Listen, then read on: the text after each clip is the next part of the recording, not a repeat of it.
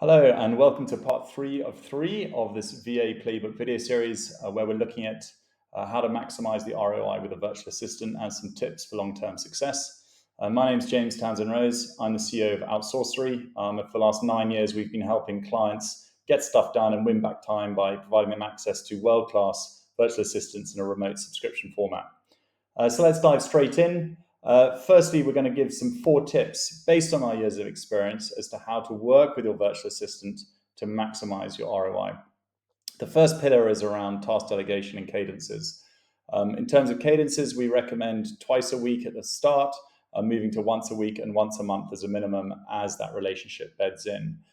In task delegation, the more detail you can give around expectations and deadlines, the better the work will be. So take time at the front end to get the most out of your virtual assistant at the back.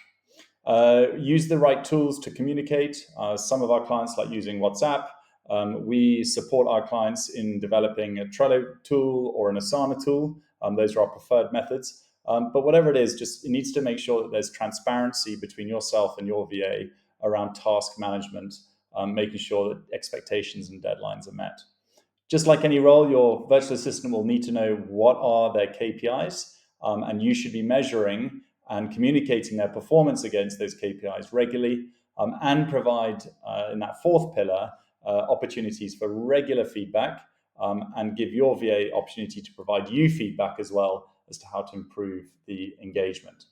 So if you follow those 4 pillars well, task delegation and cadences, using the right tools, KPIs, and feedback, you won't go too far wrong.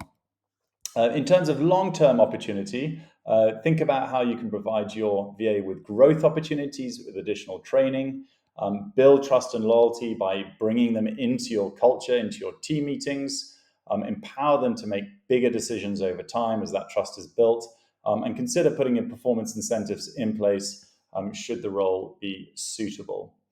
So how do you ultimately measure ROI? One way is to look at time saved, so track the amount of time that you were spent on doing something, and now that it's outsourced, what's the cost of that time saved?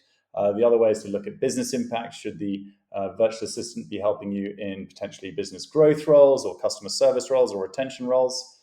Make sure when you're thinking about ROI, you are reviewing those KPIs regularly to make sure you're measuring the right area. And again, provide those opportunities for mutual meetings where overall satisfaction is measured.